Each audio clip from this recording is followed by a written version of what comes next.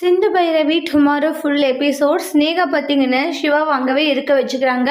ஆனால் சிந்து போயிட்டு அங்கே போராட்டம் பண்ணிக்கிட்டு இருக்காங்க. அதுக்கப்புறம் சிவா வெளியே வந்து உனக்கு என்ன பிரச்சனை, எதுக்காக இப்படி பண்ணிக்கிட்டு இருக்கான்றாங்க.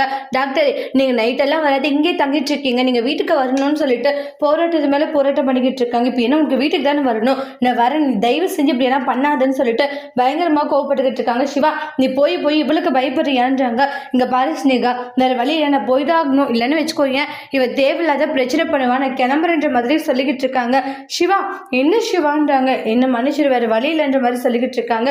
இப்போ என்ன வீட்டுக்கு தானே நடு போகலாம் அப்படின்ற மாதிரி கூட்டிட்டு போறாங்க. அதுக்கப்புறமா நடு போலான்றாங்க. அப்பா, எப்படியோ நம்ம நினைச்ச மாதிரி வந்துட்டாங்கன்னு சொல்லிட்டு சந்தோஷப்பட்டுக்கிட்டு இருக்காங்க. உடனே வந்து நினைச்ச மாதிரி பண்ணிட்டு இல்லை, கண்டிப்பா நான் உன்னை சும்மா விட மாட்டேன்ற மாதிரி ஸ்னேகா கோவப்பட்டுக்கிட்டு இருக்காங்க.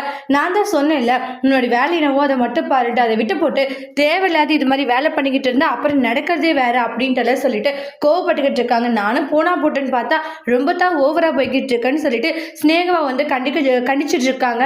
சிந்து இருந்துட்டு, இங்க பாரு, என்னைக்கா இருந்தாலே அது என்னுடைய புருஷன் தான், என்னுடைய புருஷனை பங்கு போட்டுக்கணும்னு நினைச்சேன், அப்புறம் நான் உன்னை என்ன பண்ணுவேனே தெரியாது, சரியான ஒரு பாடத்தை நான் உனக்கு கற்றுக் கொடுத்துருவேன்னு சொல்லிட்டு ஸ்னேகாவை ரொம்ப கோவமா கண்டிச்சுட்டு போயிடுறாங்க. அதனால ரொம்பவே ஃபீலிங்ல இருக்காங்க. ஏ சிந்து, நான் உன்னை சும்மா விட மாட்டேன், என்னவே இந்த அளவுக்கு பண்ணிட்டு போயிட்டல, உன்னை என்ன பண்றேன்னு மட்டும் பாருடி அப்படின்ற மாதிரி ஸ்னேகா ஃபீல் பண்ணிக்கிட்டு இருக்காங்க.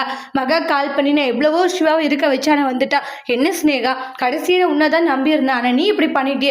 ஆண்டி, நான் என்ன பண்ணிட்டேன் ஆண்டி, இப்படி எல்லாம் நடக்கும்னு நினச்சி பார்த்தேன்னா சரி விடுமா, நெக்ஸ்ட் டைம் பார்த்துக்கலான்ற மாதிரி சொல்லிட்டு இருக்காங்க. ஸ்னேகா பைத்தியம் பிடிச்ச மாதிரி கதறி எழுதிட்டு இருக்காங்க.